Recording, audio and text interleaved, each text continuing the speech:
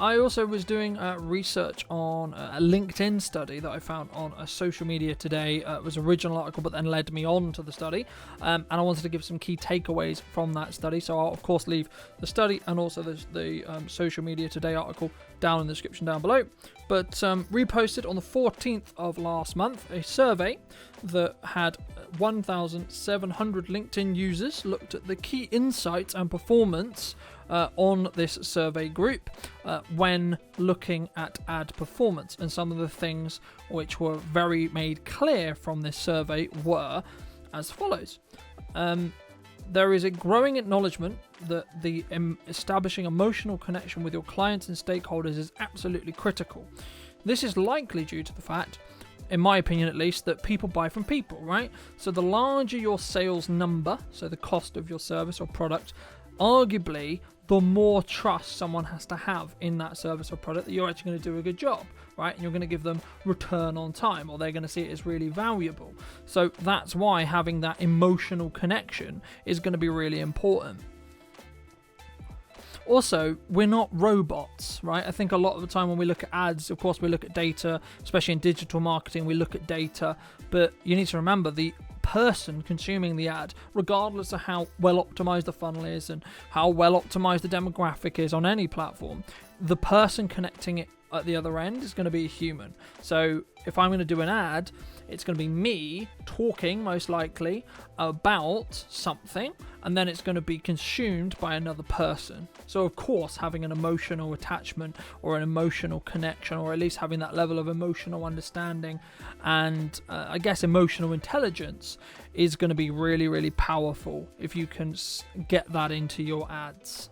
So in the survey that they did, or in this survey, they also put display ads, which are image ads, and also video ads. And on this survey, they specifically talked about which is better, right? They're both performing quite well, but video ads performed 7% higher than display ads, right? In regards, and this is the trackable metric here, was response to the brand's key performance indicator.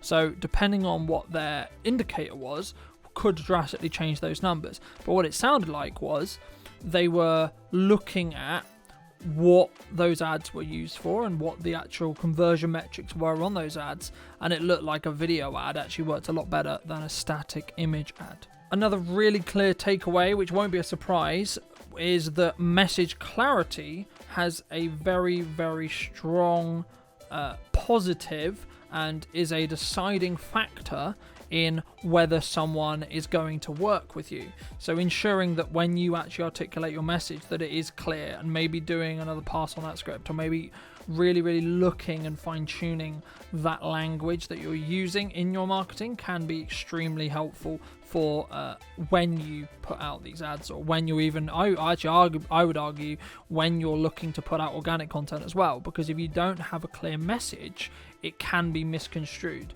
It can be confusing. Those of you who've been following my content for a long time, you will know one of the reasons why I launched this show was because I am now aiming specifically at really connecting and really trying to add value to who my target demographic is to talk to about doing video. And that is a very clear message that I was missing for potentially the last 6 months, and that's why I came up with the show. That's why I'm doing this. So having a very clear marketing and advertising message can really, really help when it comes to converting people into moving either closer on that sales journey or actually converting them to that sale. So also there's been a large conversation around, do we make our ads funny? Do we try and add humor in? The study found that most ads can't really get it right. So it's actually more important to have a unique perspective or have an emotional appeal or emotional attachment.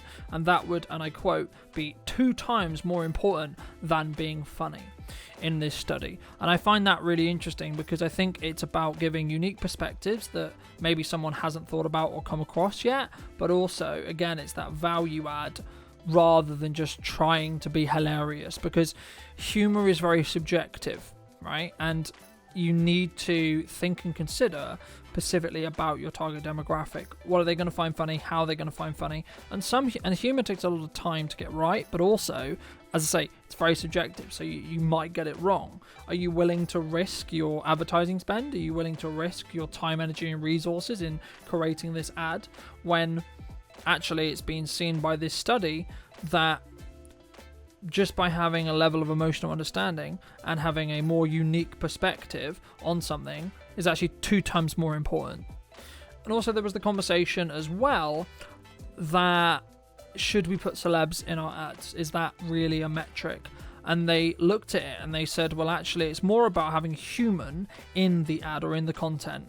Rather, in this case, it was about ads, but the same would be true in content.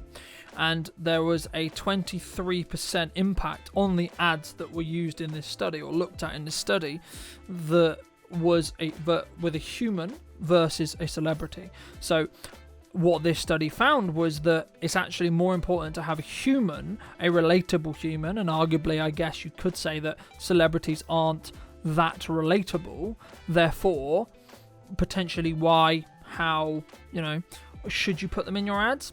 Maybe a celebrity endorsement's been overdone. The quote-unquote influencer rise we've seen over the last couple of years, has that specifically tainted consumers or businesses' perception of what is valuable? Yes, it gets a lot of eyeballs, but does that then convert? Maybe not. And what this study definitely showed was it actually is, as I said, more important to put a human in there, and especially one that maybe is representative of the brand. So in my case, putting me in the content is going to be more important than putting a celebrity or your people. So your managing directors, your big stakeholders, the people who are likely to firstly stay at the company longer, because you don't want to spend a lot of money on putting people in content that potentially won't be there, but also the people who can speak from experience about why you're the best choice in a B2B market. That's also something to consider, and I think would really, really help your content and really, really help your advertising efforts.